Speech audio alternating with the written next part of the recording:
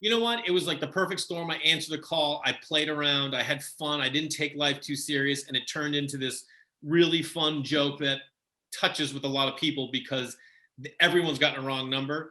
And so I'm always flattered. Do I think I'm the greatest comedian in the world? Hell no. But do I love that it's a really solid joke and could be one of the greatest jokes ever told? Yeah, bro. A lot of work goes into a short late night stand-up set.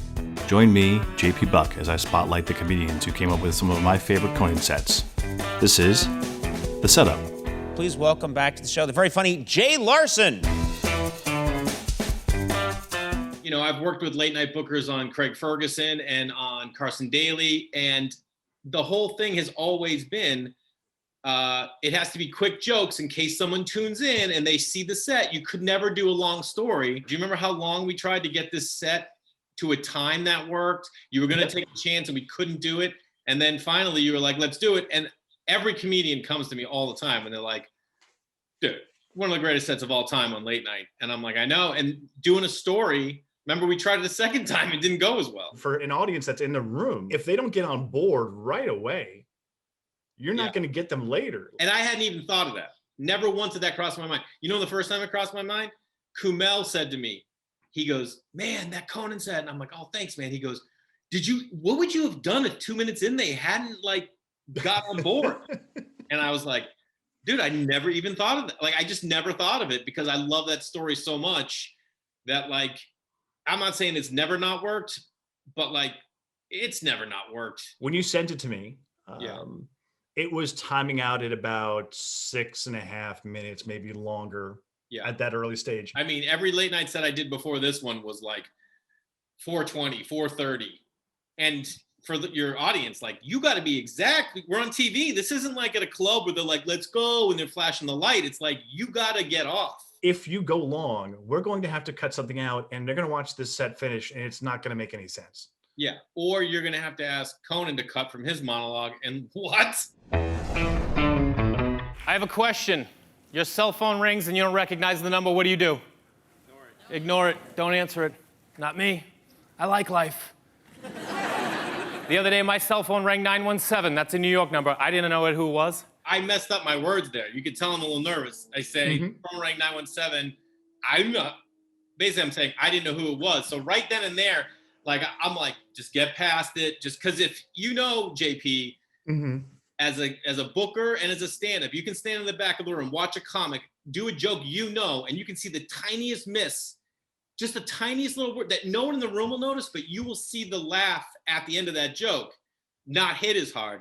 This is the story, so I can recover. But that was like, I was a little nervous, you know? I picked it up anyway. I hit talk. I said, hello. Guy in the line goes, hey, Bruce, what's going on? My name's Jay, not Bruce. So I said, nothing much, man. What's going on with you? And he said, I'll tell you what's going on. I just got an email about the budget. It's supposed to be $15,000. Now it's $10,000, and I'd like to know what's up. I got excited in my chest. I grabbed the steering wheel. I was like, okay, focus. Your name is Bruce. There's a budget. It was $15,000. Now it's $10,000. No one's happy about it. That's all we know. That's all we know. When I go, my name's Jay, not Bruce. Is like, the audience is a little bit like, all right, what's going to happen? Like, I can feel it. And I always know where they are. And that's what I love about stand-up is you're like, just hold, I got you. You know what I mean? And like right here at this moment, everyone swarms in when you grab the steering wheel. So I just repeated back to him what he said to me. And I go, 10,000 is supposed to be 15,000. He goes, yeah, I know. Well, I just got an email and now it's 10. I go, listen, man, I don't know what to tell you. I've been on the road all day. I haven't even seen it. And he goes, did you send this out? I give him some attitude to Bruce. I didn't like it. That's like my favorite thing in the whole joke. Yeah. Is like, I didn't even like the way he talks to Bruce. Like, I'm stepping up for Bruce. I said, listen, man, the budget was $15,000. We had a couple extra expenditures. It went up to $16,200. I reworked it, got it down to $14,700. I had $300 to play with, so I called it $15,000, and I sent it out. And he goes, yeah, well, now it's 10, man. And I was like, oh, my God, that worked. That worked. Phase one complete. Phase one complete. Like, now I'm in the door. I have a 401k. I was at the Christmas party, okay? That's one of my favorite lines. Which one? I've been at the Christmas party. That's a Sickler. That's Sickler. Yeah. stand-up is such an individual thing. It's you alone. But in comedy clubs, when you get off stage, it's hanging out with other comics and you're getting ideas. And that was one of them. It used to be like, I had a 401k, because this didn't happen in the call. This is everything afterwards. Yeah. You know what I mean? I think in the longer version, I go, I was at the Christmas party, like, yeah, I got a little tipsy and stole a toy for Todd, you know, something like along those lines that just was like, it doesn't matter, but it's fun, yeah. So he goes, did Larry okay this? I go, listen, man, I took the budget to Larry. Larry said it looked fine, but I knew it was my ass on the line, so I ran it by Jennifer, just in case, just to double check. Jennifer said it looked good. I sent it out. He goes, yeah, well, now it's 10, man. And I realized this guy has no idea what's going on over there. He hasn't talked to Larry. I know he hasn't talked to Bruce. He doesn't even recognize my voice. I know he didn't talk to Jennifer. I just made her up. So that's the only thing that's not real. Okay. Jennifer. I literally made her up and made her up. My guy is so thorough that he didn't just run it by Larry. He ran over to Jennifer too, just to, you know, see how it went. So he goes, listen, man, what are we gonna do about this? And I go, listen, I'm on the road right now. I haven't even seen the email. Why don't you give Larry a call, check in with him, see what he says, call me back. Just praying he will, because that return phone call was going to be amazing. That's where I thought this whole thing would end. He would hang up, call the guy, call me back and be like, who is this dude? You know, that's what I thought it was gonna end. I get home, I'm so excited, I take out my cell phone, I'm like, you know what, I'm gonna save that guy's number, give him a call in a couple days, touch base, you know what I mean? Check in. See where we're at, you know? So I save it in my phone under random guy. That's what he is, he's a random guy.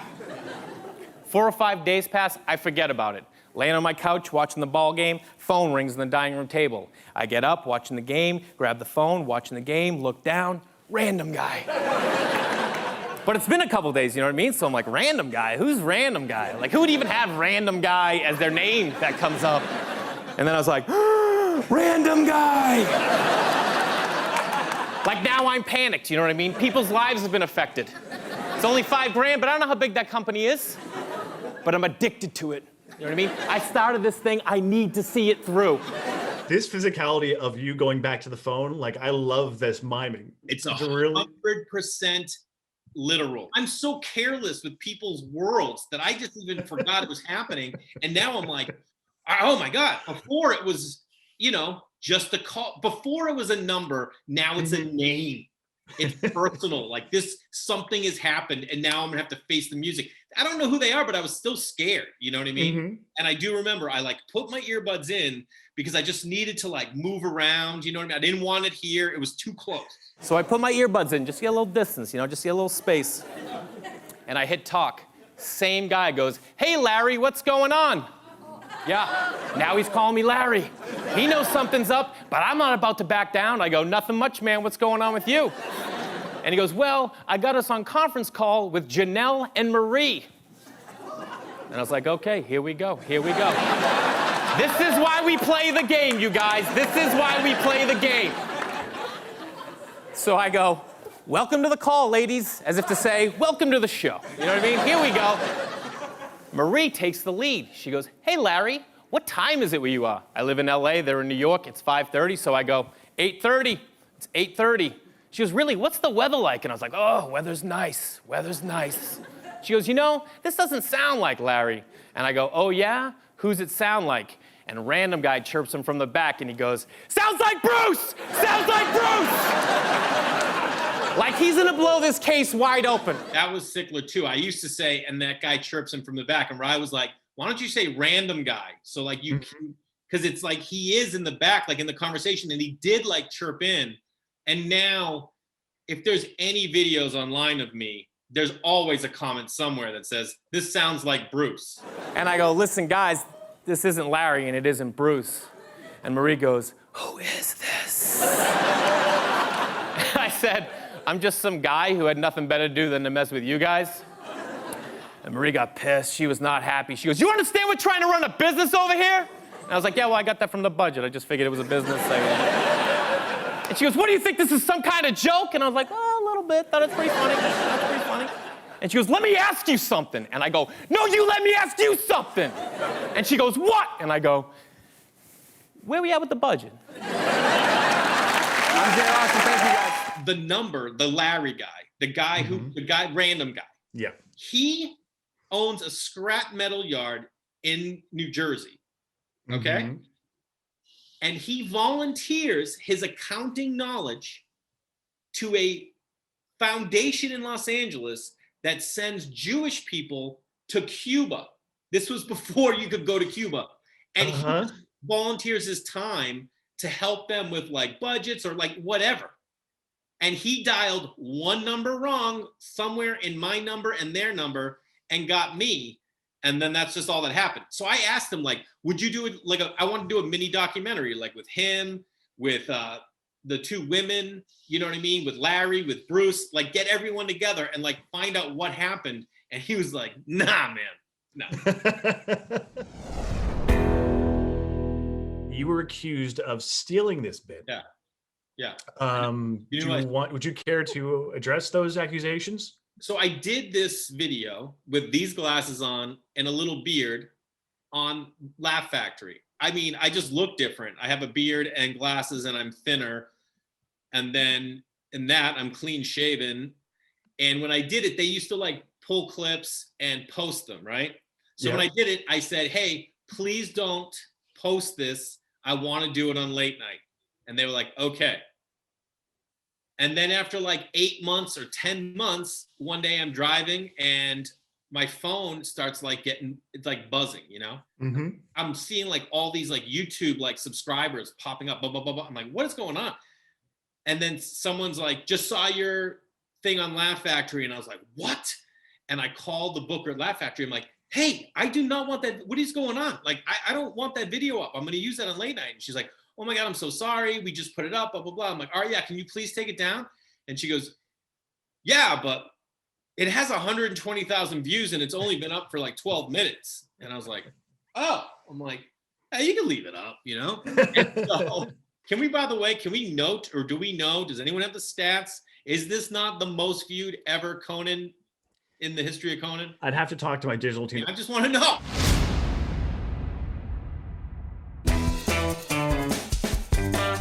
You'll be very happy to hear that Tanner Rosenberry says that was like a Seinfeld episode. This is my life in a nutshell.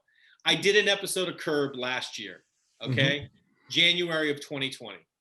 The year was looking good. And in between takes, all I wanted to do was get friends with Larry so we could talk about this, so I could find a way that he would see this and be like, that's a good joke. But me being me, and I can't back away from something that I think is funny, in between takes, we're hanging out and he's practicing his golf swing with no club, right? Mm-hmm.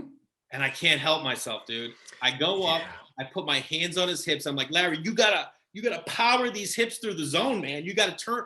And he did not like that. He did not like me touching him. And he just went and walked all the way back to Video Village and didn't come back till we shot again.